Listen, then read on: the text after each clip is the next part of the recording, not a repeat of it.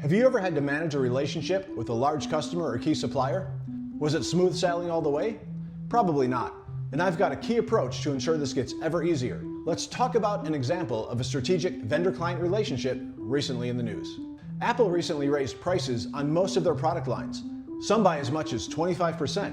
They blamed a key supplier for unprecedented price increases for the microchips they manufacture and sell to Apple. In fact, Apple CEO Tim Cook even said, "We have never seen a component price increase this much, this quickly." Apple announced their price increases the day after Micron reported quarterly earnings.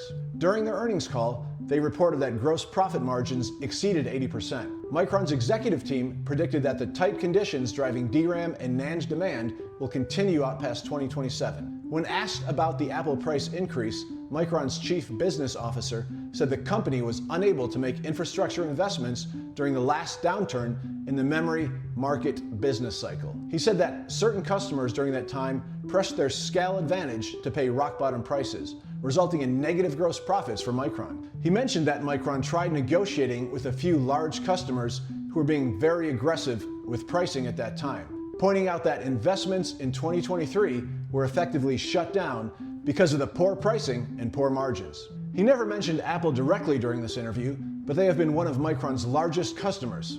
Apple has a reputation in the industry for leveraging the size of their purchases to get the lowest prices around. For me, this is where it gets interesting. Micron has a large customer in Apple. Apple has a large supplier in Micron. Micron tried to negotiate with Apple when they were squeezed a few years ago. Apple said, "No, we pay rock-bottom prices and your margins are not our problem." Fast forward to present, and the shoe is on the other foot. The downside for Apple is they now have to offer up to 25% price increases to their customers.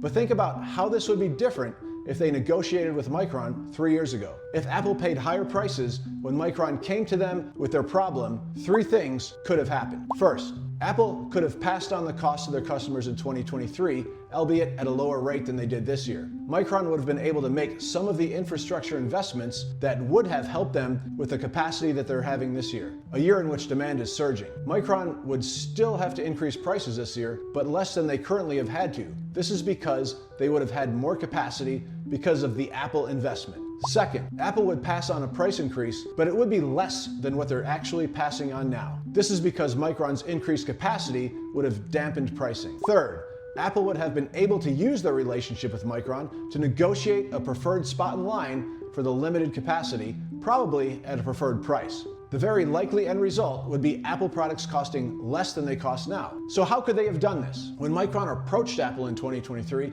about their pricing and costing, Apple could have treated the relationship